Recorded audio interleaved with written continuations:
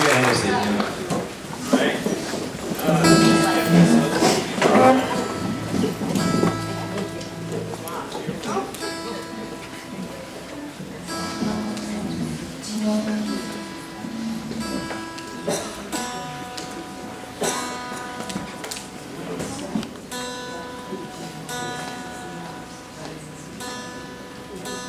Sometimes talk to Victoria, that's really what's happening. They think like do as you're told.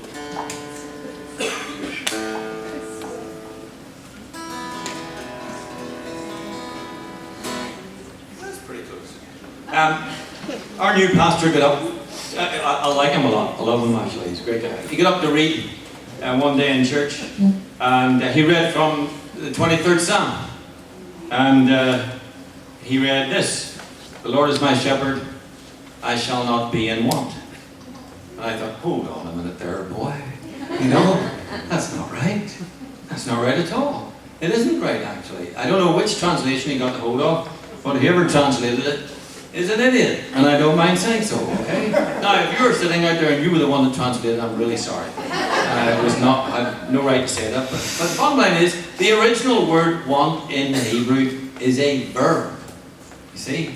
David was saying something very specific. The Lord is my shepherd, I don't want. End of story. But when we turn around and say, I shall not be in want, that's sort of like saying God's going to give me everything, you see, and I'll be sitting there all covered in everything, and I shall not be in want. You know, it's just slightly different, and I don't like it, actually. I just think it's no good. And I'll tell you why I don't like it, because I have a foolproof way of letting you know that it's not a proper translation. And it's this. First of all, you have to find a sheep and one that talks. Now, we have lots of talking sheep in Ireland. I don't know if you have any here, okay? But if you went up to the talking sheep and said, hello, he said, hello. He said, what do you, and you said, what do you want? What do you really want? He would go, pardon? What do you really want? And he would say, oh no, wait a minute. You don't get this. See that guy over there? He's my shepherd. He knows everything I need. I don't want anything. See, that's the gist of what David was saying.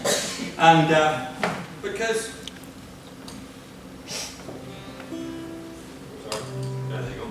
want is a dangerous word, isn't it? It's a dangerous word. It's a great word as well. But sometimes it's just a bit dangerous. So I wrote a whole song over it. And I'm loath to say this because it could get really in trouble. You'd never invite me back again. But that's, you know, it's worth taking a risk, isn't it? When my family goes home at the end of the summer, you see, I usually am there for a couple of weeks extra. And I'm such a meanie that I turn all the TV back to the basic.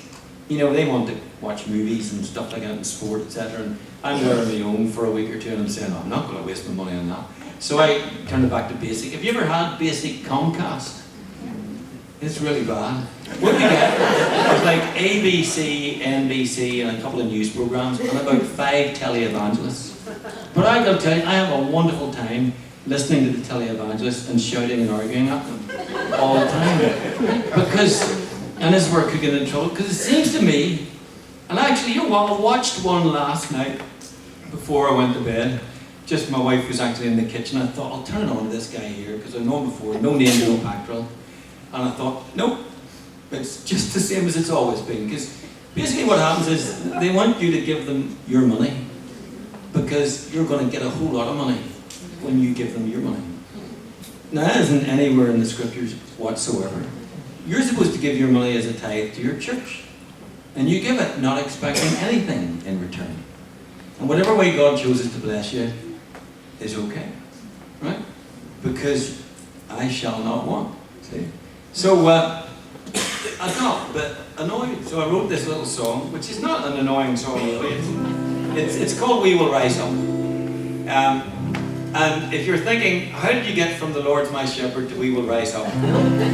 It's very simple. There's a chapter in Chronicles, and it's where Hezekiah the king, who is almost at that time Christ-like in his attitude and stuff like that. It's a funny little story.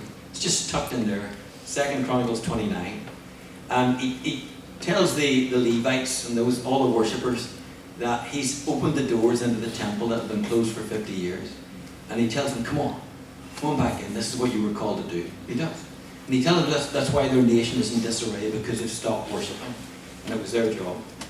And at the end of it, it says, if you get a certain translation, it says, then these Levites arose. Right? It's a lovely sort of a line. They were lying around listening to the king tell them that they were supposed to worship. Honestly, the parallels are staggering, as they say.